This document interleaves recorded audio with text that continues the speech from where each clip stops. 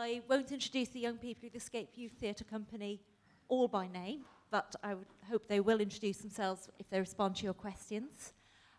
Also on our panel, we're very lucky today to have with us Barry Anis and Martin Kapel from the Holocaust Survivors Friendship Association. We also have Anja Haneberi, who's one of the researchers who worked on the exhibition on Germany's coming to terms of the past in a global context. We have Ant Haddon of the Blah Blah Blah Theatre Company. We have Simon from the Escape Youth Theatre Company. And finally, we have Laura Beacall, who is a student here at the University of Leeds who's studying German, and she's been working with the young people as they put together this theatre piece. We've scheduled the next half hour for questions, so there's plenty of time. I have a couple of questions that I would be happy to put, but I'll throw it open first. Okay. My first question is to the young actors and also possibly to Simon and Ant and Barry. I helped to work with the Youth Theatre Company on a production last year, which was based much more among one individual story, that of Barry's family members. And I was wondering how difficult it was for the young people to relate to a much more abstract stuff like this, which is based around questions, around lots of very fragmented historical events. It's very complex source material. How did you engage with it? How did it feel? How did you put it into theatre for yourselves? Is there anyone that was in both that wants to? That wanted to take that question? I'll take it. Would you like to introduce yourself? Hello, I'm Alfie. Yeah, I was in this one and one last year. Well, with last year, it was a lot more focused on the character, whereas with this, I think because we know that these genocides do still happen, and it's not a completely historical thing and it doesn't happen anymore, it's a lot easier to relate because we hear on the news about these things that are very similar, and even though what we're doing about the Holocaust, we can kind of think how our families would feel, and just not necessarily being as in like Helga and last year, being more like just any families being in this Holocaust. So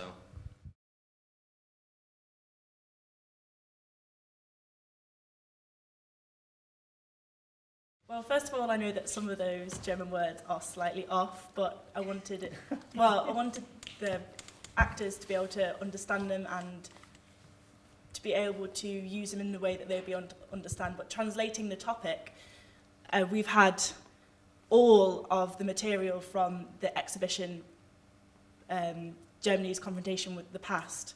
So we've had a lot of historical documents to make sure that our drama is accurate, which I think is really helpful, and it means that the actors can put themselves in the shoes. You know what I mean, basically. But it's really helpful for them to empathise with that.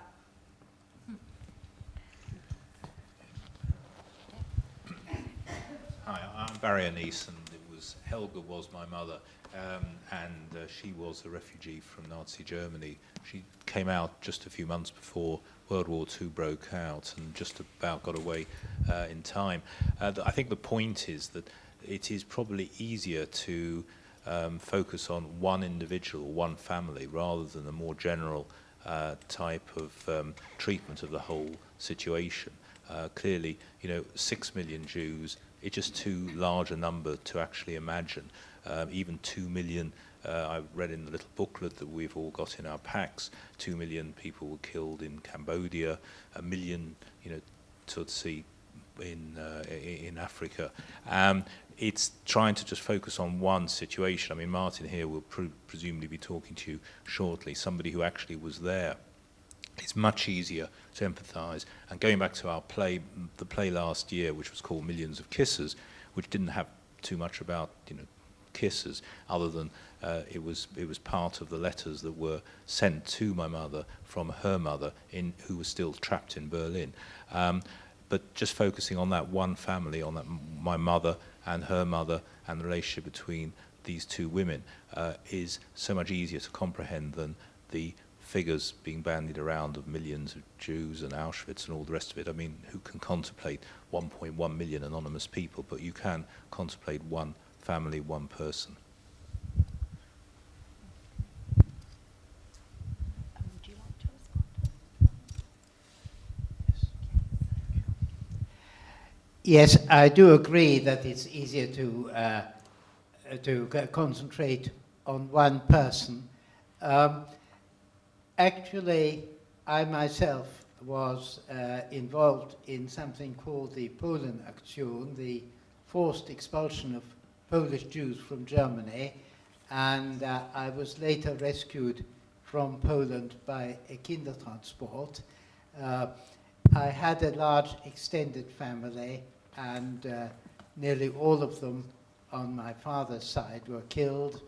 Those on my mother's side, living in France, were more fortunate. But when I think about these things, I remember the faces of the individuals. I remember my feelings towards the individuals. And to me, that is much more real than numbers that I read in a book. We've all learned some history at school. We've learned about battles of the Middle Ages and battles of the Napoleonic Wars and so on, and we've read about the numbers of people killed. It never makes the same impact. And in fact, whilst I was still in Germany, in the 1930s, the horrors of the First World War were very much alive in the minds of older people, people who had lived through it. But those same people walked past a very large monument in Leipzig, a monument to the second greatest battle of the Napoleonic Wars, which killed 28,000 people, and people walked past it without giving it a second glance, because those were numbers. Those were not, in their minds, individual people, although, of course, in reality, they had been individual people. Thank you very much. It's also a kind of an ugly memorial, I would say, to link to the question asked in the play about the beauty or the brutality of representation.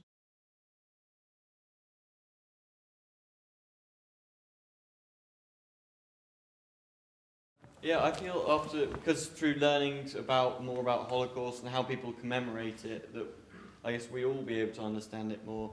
And because a lot of people, certainly in our I know they know of the Holocaust, but they can't necessarily relate to it. I know my great-grandparents were refugees from the Holocaust, but that doesn't, so I know about it. But not everyone has family from the Holocaust who is affected by it, because we have people from all around the world now, from moving around. So not everyone knows directly, can relate to it with families and people who have died and individuals, as you're talking about. So. But I guess with this, it's more we can help relate and say that that this did happen, and it is a horrific atrocity, and that it was individuals, as we were saying before. Have any of you had an experience in the last few weeks where you've suddenly found yourself explaining something to someone else, which, yeah, go on, Ella. Amber as well. At the dinner table the other day to my mum, she didn't know as much as I did after this about it, and she found herself asking me questions about who was affected by it, and I was here listing this long list of is Leon's line in the play about different people and the wide Ethnic groups? Yeah, ethnic groups that were affected. And after that, and after she saw our play on Sunday, she said how much more she could relate and knew about it. Yeah. Well done, thank you. Well, in school, we've just been doing about the Holocaust, and my religious teacher, she didn't actually know that much about it. She'd only she only knew what they'd put on the board. She didn't actually know what she was talking about. So, and I was like, oh, I've been doing this at drama. So she got me up, and I had to teach the whole class about it because she didn't understand any of it. Amber, can I ask you a question? do you think that not only that this drama, doing this production, has helped your understanding of the Holocaust, but do you think that there should be more drama productions like this, more workshops like this in your school, in local schools, so that people your own age, this generation, know about it and then can make sure that it doesn't happen again? Do you think there should be more workshops and like that? Yeah. Yeah.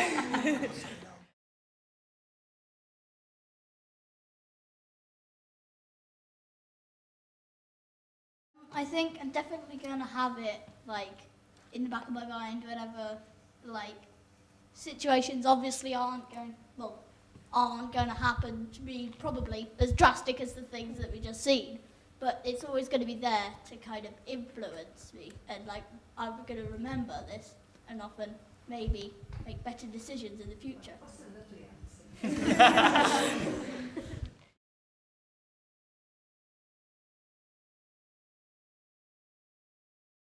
We were doing workshops about it before we actually made the script for the show. So we were developing it together like that, but when we actually got the script together, at first it just looked like words on paper, but then we managed to understand what it was saying and like relate to it in a way. Does that answer your question? No, I might just add to that I think that, yeah, the way we made that section was we did set them the young people into groups and asked them to design a Holocaust memorial, and so that was one of the ones they designed, and a lot of the things that were said back were things that happened in that conversation, and yeah, so that was how we put that together.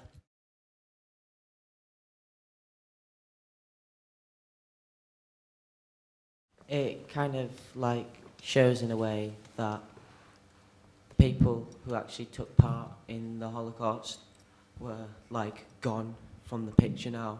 Like the younger generation had stepped forward and said this was totally wrong and it should never happen again, and try and build on that to try and make sure it doesn't happen again. In the week that we did that, we did about perpetrators and bystanders and like developed knowledge on that, and we were told about the story of Willy Brandt falling to his knees before we were shown a picture or anything, and that's when we created the stage picture that we did. And then afterwards we saw a picture and we were talking about why we think he did that and stuff, and it was just really, I don't know, kind of hard-hitting to see that, like, as he was saying, the younger generations are like, no, people need to know about this, we can't just hide from it, we need to bring it up because the country can't sit in silence. And to see that he'd fallen to his knees and just kind of astonishment from and realisation from the situation just was really hard-hitting, I suppose, yeah. It was nice. I was basically just going to say what she said, but with a bit extra though. I think with Germany, so there's something that I really admire is that they didn't let anyone in Germany or around them forget what had happened, and they wanted everyone to learn from the mistakes that they'd made earlier and from the mistakes that they made in World War I and for every tough time that they've been through, and it's quite admiring actually what they did and the amount of memorials that they put up around Germany.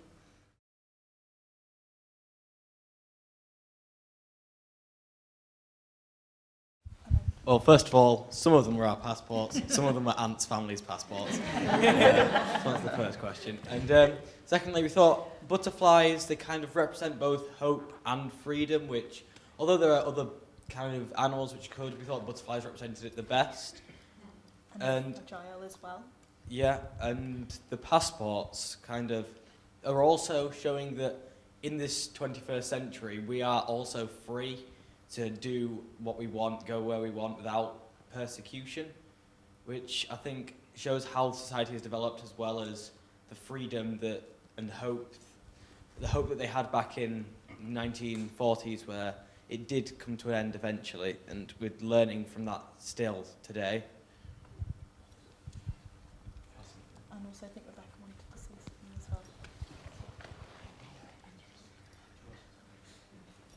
well. So I've just grabbed the mic again because actually Martin next to me was taking those passport point. The point was, of course, these people had their passport privileges removed. They became stateless within Germany. And actually, I happen to know Martin can give you a first-hand experience of that, which I think would be much more powerful than anybody else here can tell you about. So I'll give you Martin. Thank you. Well, at the time when I was a small child, there were a very large number of Polish Jews in Germany. The reason for that is historical, and well, time doesn't allow me to explain it. We just have to accept it as a fact. But then, on the 28th of October 1938, all of us in Germany were suddenly arrested in our homes, and we were taken out. We were not told where we were going, and my own experience was, and this the other people had, I think, broadly similar experiences.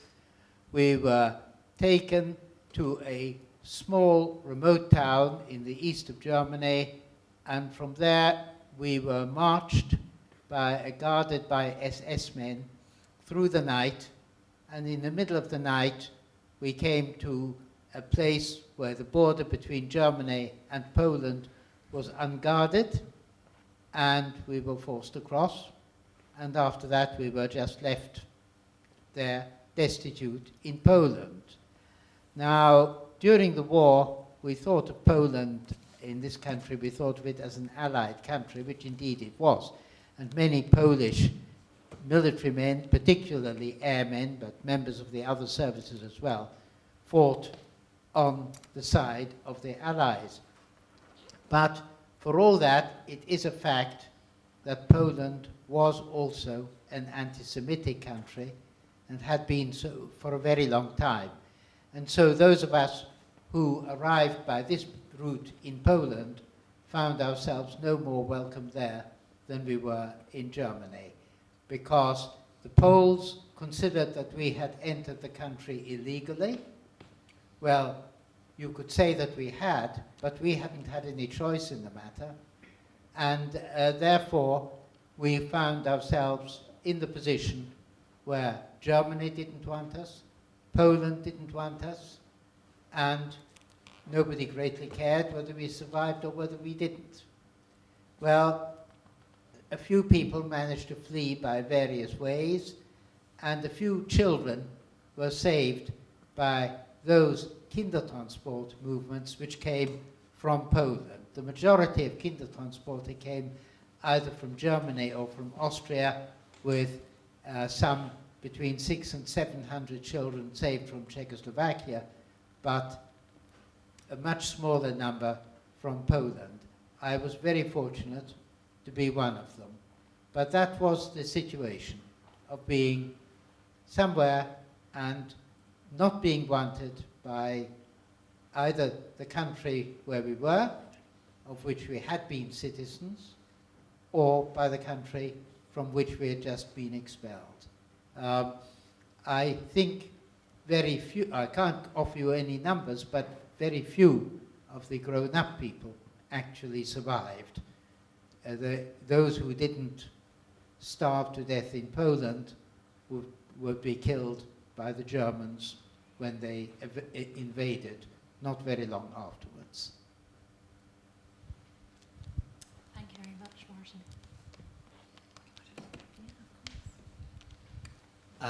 And I think it's that's why we looked at the British passport, because it has that promise in the front cover, and it's such a precious thing to actually read that promise and realise that there's this country that's saying we will protect you, and then to have that protection stripped away, we completely take it for granted. I don't think most people even know that promise is in the passport. And it gives us so much security and so much freedom, and to have that stripped away immediate. You know, it can happen in seconds. Somebody makes a decision, it's a bureaucratic decision, and it's just taken. And just to pick up something that Leon said about talking about, for me, this growing realization of how Germany's come to terms with how it memorializes its past. I think that for me was the biggest story that came out of the exhibition, and I think it's something that I think is worth people in this country thinking about, how that country is trying to come to terms with its power. I think doing an amazing kind of job at trying to face up to it. Or you know, all the generations are taking that responsibility on, and I think that should be taught in history lessons in this country. And you know, I think British people should think about what shadows in our past should we start taking seriously and taking responsibility for as well, and look to Germany to see how they've done it, because it's about, you know, for me it's about it's about making their own. You make your identity more healthy. You start to become more whole if you integrate what was in your past, and we don't really do that. Was that behind your artistic decision to use British passports rather than a mock-up of German passports of the time? Yeah, I think so. Yeah, well, but also to make it totally relevant for us, yeah, as well. Can I just speak?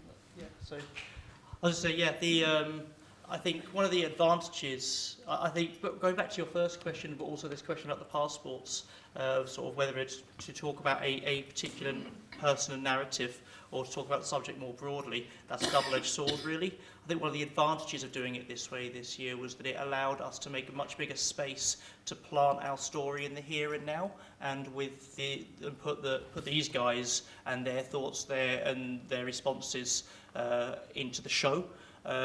So I think that was it was a British passport, not a German passport. It's because I wanted to immediately make sure that we're talking about how we and about how young people right here today in this country are responding to these ideas and responding to what happened. And I think that was where that came from.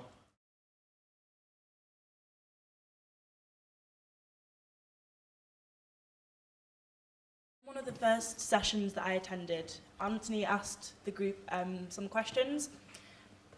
One of them would be, do you think memorials should be beautiful or brutal? Now, I'm pretty sure you'd all change your mind about what you said back then, but pretty much everybody said that they thought a memorial should be beautiful.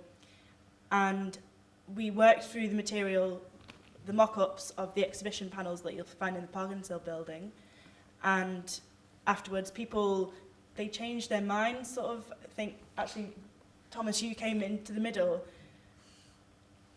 And I've forgotten what the question was. What was our process? The process of working through these questions, asking ourselves questions, trying to find some way of presenting it and also incorporating our own questions and ideas about it. I hope that answers your question. In a really simple structural sense, we made the show over the course of, 4 or 5 workshops? 4 workshops, each of which were probably slightly different in the material that we brought in. So we had our source material that we wanted to bring into the young people. We then usually gave them an opportunity to then sort of take something away under some instruction and make something and show us something back. And then we usually recorded that with a video camera, and then it would be parts of that, the bit would be written up, and then kind of Anthony's job was then to sort of condense that down into a script and see how that made the show. So yeah, from a literal process, that was how we did it.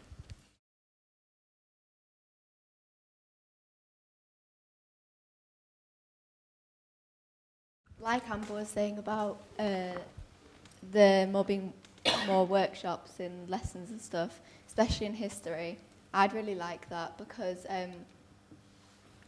I've got to relate and get so attached to the Holocaust because of this and the events that happened because of it. If we had that with more historical events, and we're moving on to World War II in history now, we've just done World War I and we're doing about Russia and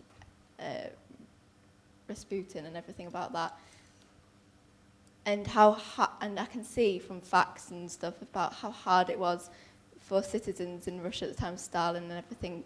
But I suppose if with a workshop on that and from their point of views and the citizens of Russia, their point of view at that time, I think for a lot of people in my class and my year, that would help them understand a lot more and really feel as if they're kind of experiencing and come to terms with that happened like less than 100 years ago, like 50 years ago that was happening. And yeah, I think that would really help.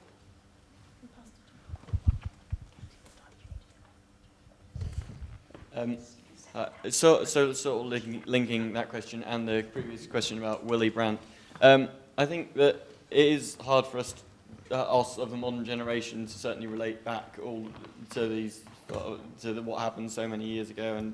But I think that so obviously we find it harder to learn about these things, getting further and further away and further in history because, well, I mean, it is well documented.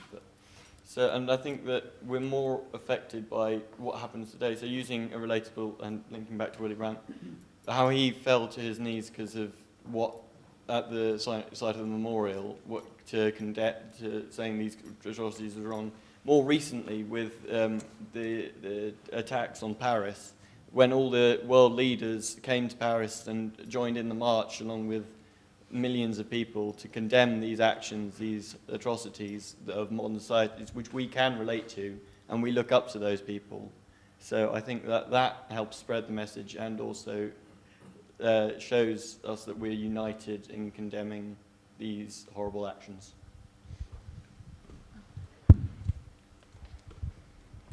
I think the way it's taught in school is it's not linking us to the actual stories that happened.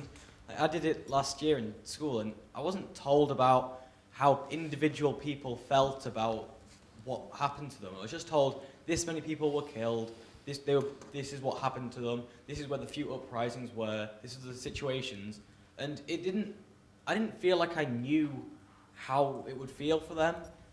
Like, it's not taught properly, it's just purely facts and figures, and then you've got to do an essay at the end of it. They should do some kind of workshop, maybe not in a history lesson, just kind of separate from essays and doing it more as personal and social learning, because I think it's better suited to that kind of lesson.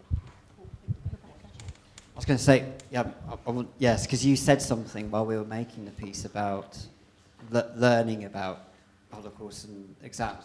Is that what you're going to say? I think it's important to humanise it because we need to be taught it beyond a syllabus in a history lesson, because it is true, it is used as something on the curriculum, which is fair enough.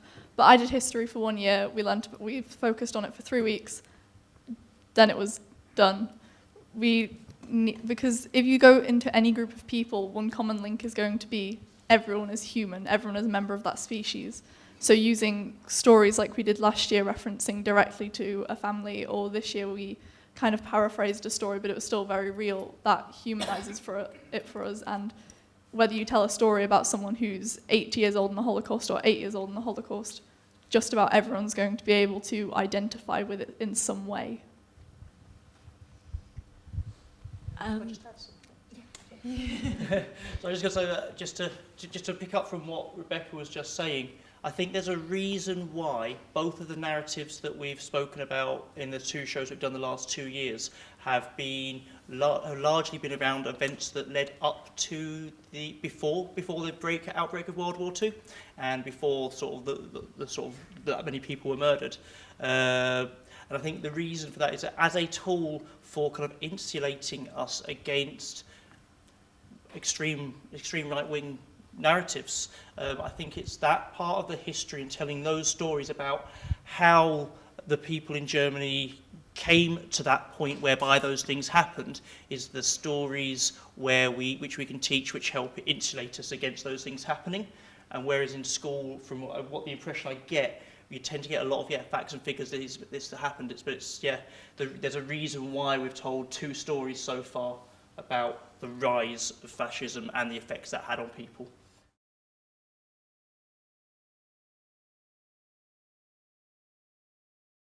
Here in Leeds, we have the Holocaust Survivors Friendship Association, which is affiliated to the Association of Jewish Refugees, which is a national organization. And we do send out people to schools to give talks on this. The various schools approach us and people give talks. I give talks occasionally, and we have other people who were involved in various degrees in the Holocaust, including 1 or 2 who are still alive, who actually were in places like Auschwitz and so on. But there are also various other programs, the one which you mentioned this evening, and a series of animations have been done recording the experiences of various individuals, and these are being broadcast at 8 o'clock this evening, but actually they are being made available to schools as well, and there are various programs of that sort, as well, of course, as the annual Holocaust Memorial Day events in various places. Yes, I'm also involved with the HSFA, but unlike Martin, who's first generation, I'm second generation. But I do know what happened, and the whole point of the HSFA is to go out and educate, and picking up the point. This is, I think, the only way forward. I think it's probably a bit ambitious to expect schools to give over days or weeks of first-hand experiences of individual families. They just have to move on. The syllabuses are all too large and too cramped. But I think each year they should take time out for that particular year when they're old enough to actually understand this, perhaps around about 15, 16, when the children are still quite impressionable, to ask somebody from our movement or from a similar movement, and it doesn't have to be a Jewish movement because there's no doubt other ethnic groups who have similar experiences, to spend a couple of hours with the children, and so that before they pass out, before they get their GCSEs or their A-levels, everybody, that's Jew, Muslim, Christian, has actually met somebody who has had that experience, either first-hand like Martin or perhaps second-hand from my family, knowing what I now know about what happened.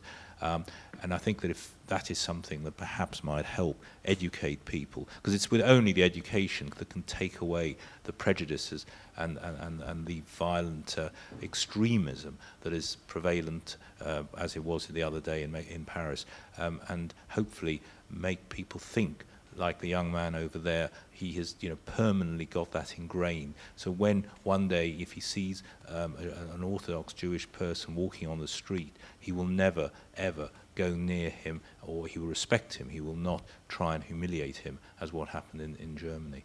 And if enough people know about this, we will be able to eliminate anti-Semitism and all the other forms of racism, hopefully. So it's got to be education, and there are groups like HSFA who are there. All we need is an invitation from the school, and we will try and send somebody to whatever course or whatever year they want us to go to. So I've got to plug in there.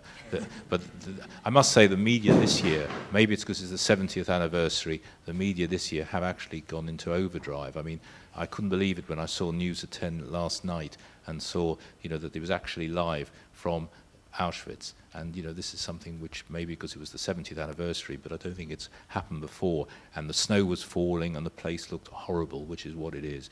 And I think it was Mark Austin who was there, was presenting from it. And I think there's more coverage tonight, and it is on the TV. So all that is education, but generally that is for adults, not for children. And it's the children we really need to educate.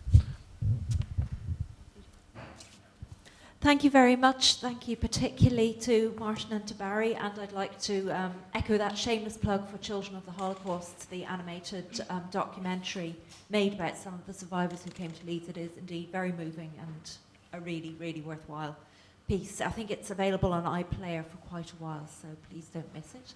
Thank you very much to the young people of the Escape Youth Theatre.